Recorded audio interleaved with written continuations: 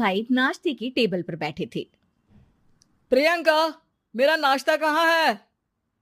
भाभी, मुझे भी ऑफिस के लिए लेट हो रहा है।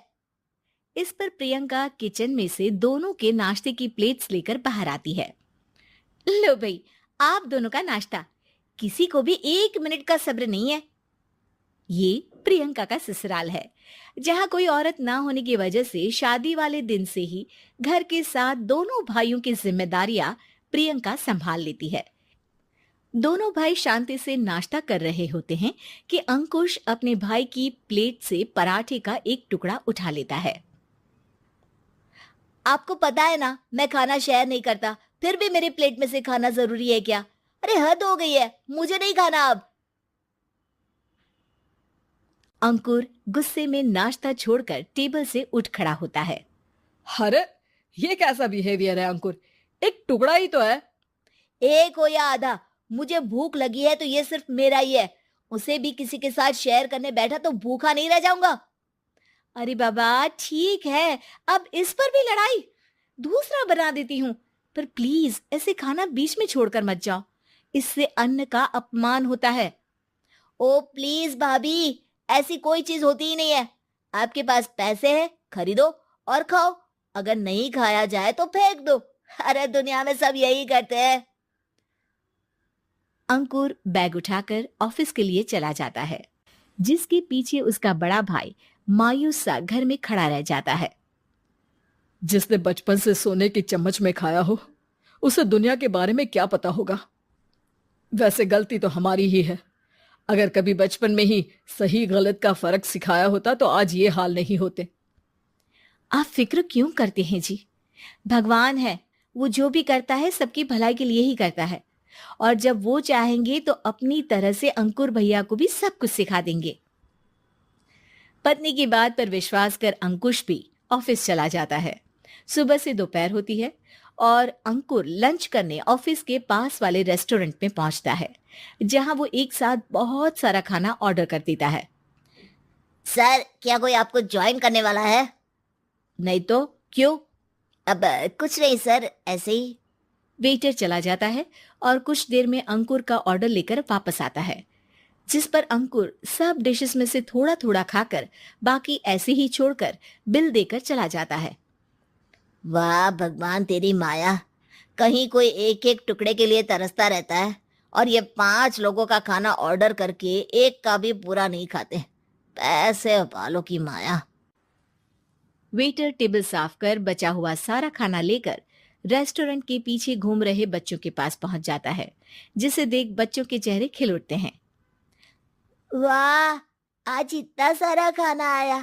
थैंक यू भैया, भगवान आपको खाने की फैक्ट्री बना दे।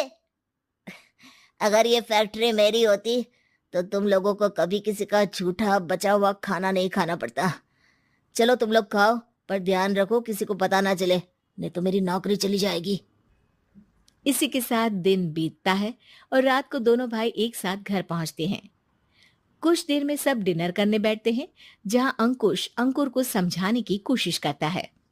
अंकुर, अगर हमें लाइफ में सब कुछ मिला है, इसका ये मतलब नहीं कि तुम उसका गलत फायदा उठाओ, बल्कि तुम्हें उसकी मदद से दूसरों को भी मदद करनी चाहिए।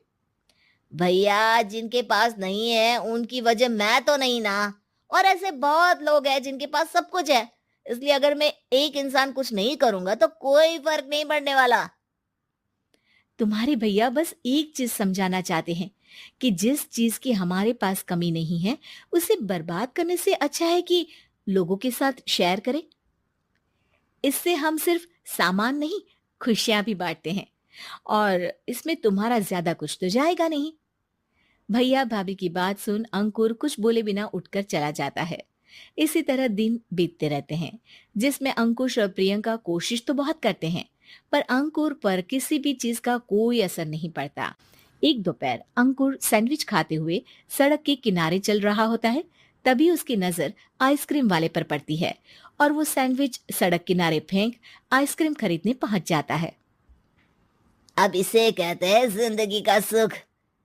जैसे ही अंकुर आइसक्रीम लेकर पीछे मुड़ता है तो एक आदमी को सड़क से वही सैंडविच उठाते हुए देखता है।